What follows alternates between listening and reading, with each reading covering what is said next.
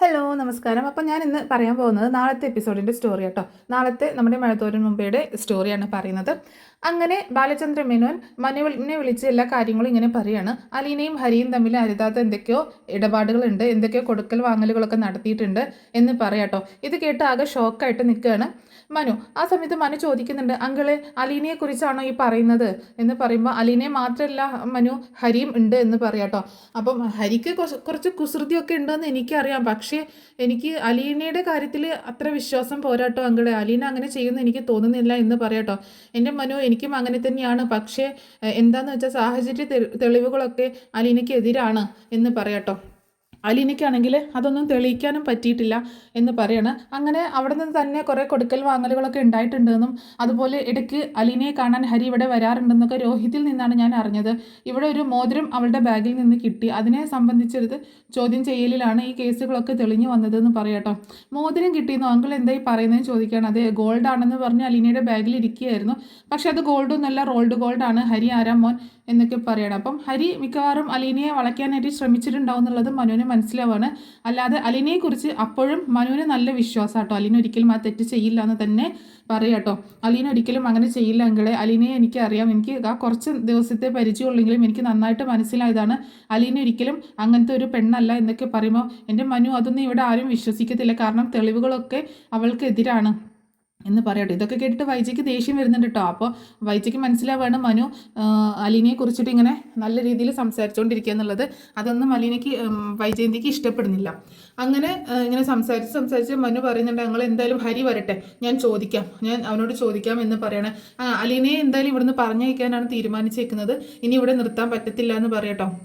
ഞങ്ങൾ ആദ്യം ഒരു തീരുമാനം എടുക്കില്ല, ഞാനൊന്ന് സംസാരിക്കട്ടെ എന്നിട്ട് തീരുമാനിക്കാം എന്നൊക്കെ ഇങ്ങനെ സംസാരിക്കുന്നത് കേട്ടിട്ട് പെട്ടെന്ന് വൈജയന്തി ഫോൺ വാങ്ങിക്കുക കേട്ടോ. മനു, ഇനി ഇതിൽ കൂടുതലൊന്നും സംസാരിക്കാനില്ല, എല്ലാം തീരുമാനിച്ചു കഴിഞ്ഞു. പഠിച്ച കള്ളിയാണ് അവൾ, ഒരു കുടുംബത്തിൽ കയറ്റാൻ പറ്റത്തില്ല.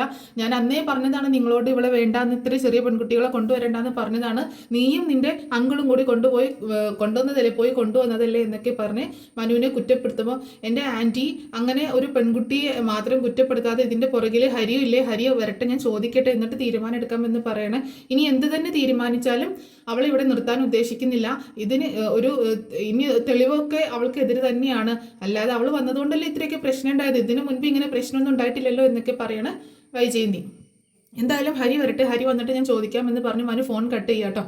അങ്ങനെ പിന്നീട് കാണിക്കുന്നത് മനു ഇതിനെ ആലോചിച്ചുകൊണ്ടിരിക്കുക കേട്ടോ. എന്താ ഇതിന് ചെയ്യുക, ഹരി ഇങ്ങനെയൊക്കെ ഒരു കുഴപ്പമുണ്ടാക്കിയിട്ടുണ്ട്, അലീനയുടെ ഭാഗത്ത് നിന്ന് ഇങ്ങനെ ഒരു പ്രശ്നം ഉണ്ടാകുന്ന ഒരിക്കലും എനിക്ക് ചിന്തിക്കാൻ പറ്റുന്നില്ല.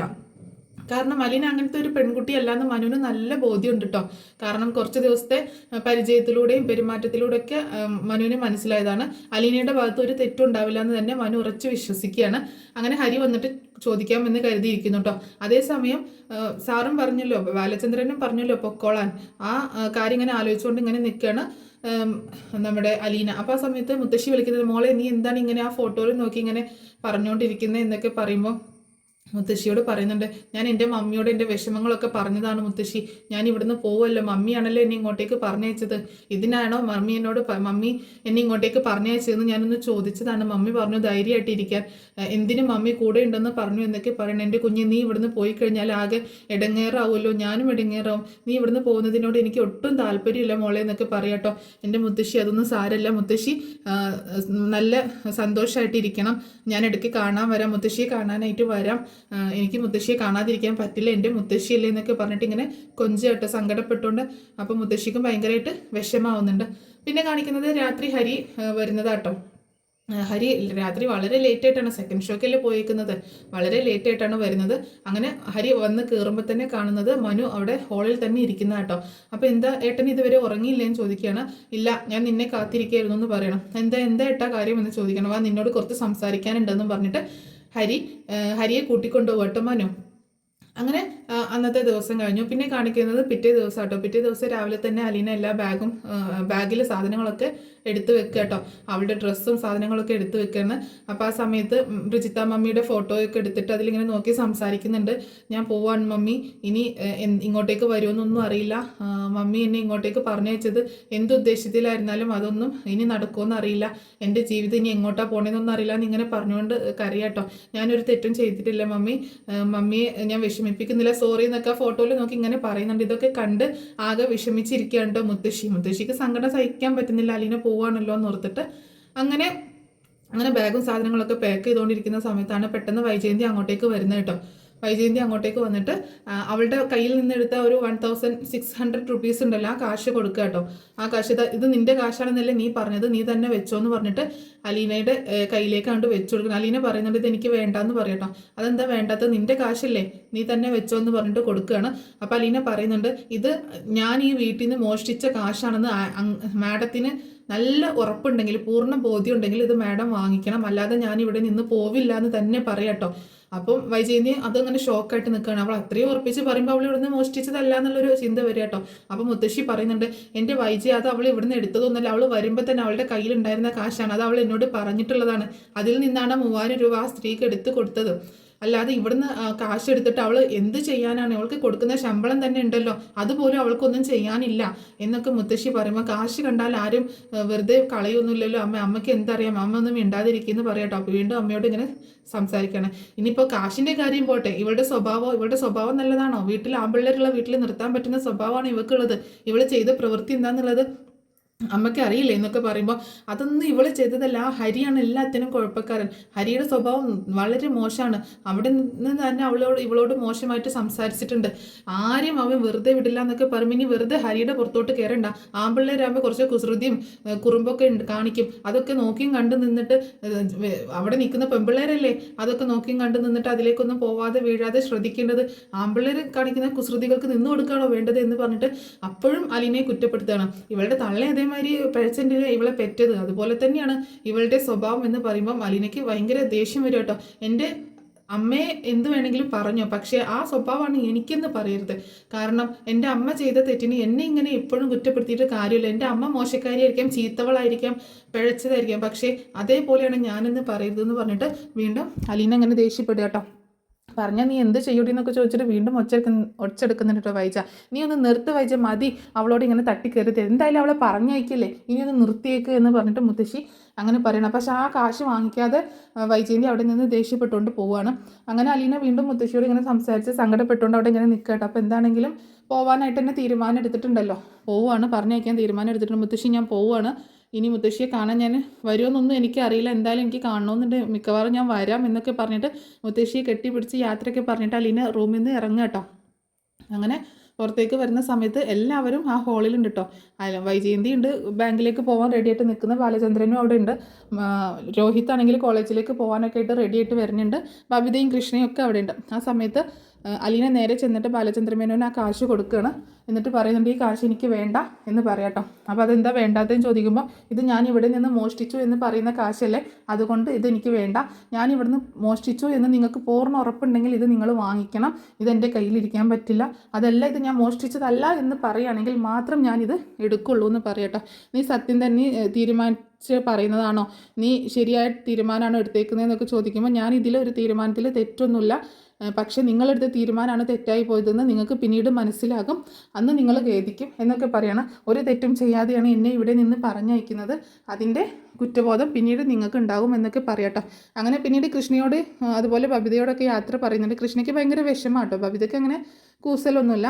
അതുപോലെ നമ്മുടെ രോഹിത്തിൻ്റെ അടുത്ത് വന്നിട്ട് പറയുന്നുണ്ട്, നിന്നോട് ഒരു ചെറിയ ഉപദേശം തരാം, ഹരിയുടെ കൂടിയിട്ട് മോശമായി പോവരുത്, തെറ്റിലേക്കൊന്നും പോവരുത്, ഹരി നിനക്ക് പറഞ്ഞു തന്നതുപോലെ ഒരു പെണ്ണല്ല ഞാൻ നിൻ്റെ ചേച്ചിയാണ്, ആ ഒരു സ്ഥാനത്ത് എന്നെ കാണാവൂ, അത് ഞാൻ നിന്നോട് പറഞ്ഞതാണ്, അതുപോലെ അവൻ്റെ കൂട്ടുകൂടിയിട്ട് ജീവിതം ചീത്തയാക്കി കളയരുത് എന്നൊക്കെ ഉപദേശിക്കുകയാണ്. പിന്നീട് വൈജയന്തിയോടും പറയുന്നുണ്ട്, മാഡം ഇതൊക്കെ ഓർക്കുന്ന ഒരു ദിവസം വരും, അന്ന് മാഡത്തിന് എല്ലാ സത്യങ്ങളും മനസ്സിലാകും, കൂടുതലൊന്നും ഞാൻ പറയുന്നില്ല എന്നൊക്കെ പറഞ്ഞ് പിന്നീട് അലീന അവിടെ നിന്ന് ഇറങ്ങുക കേട്ടോ. അങ്ങനെ അലീന എല്ലാവരോടും യാത്ര പറഞ്ഞു, ബാലചന്ദ്രനോടും അങ്ങനെ യാത്ര പറയുന്നുണ്ട്, പക്ഷേ അയാൾക്കാണെങ്കിൽ ഭയങ്കര വിഷമമാണ് അലീന പോകുന്നതിൽ. അങ്ങനെ യാത്ര പറഞ്ഞ് അലീന വീട്ടിൽ നിന്ന് ഇറങ്ങുകയാണ്. വീട്ടിൽ നിന്ന് ഇറങ്ങി പുറത്തേക്ക് എത്തുന്ന സമയത്താണ് മനു വരുന്നത് കേട്ടോ. മനു കാറിൽ നിന്ന് ഇറങ്ങുന്നത് കണ്ടിട്ട് അലീനയ്ക്ക് ഭയങ്കര സങ്കടമാവുകയാണ്.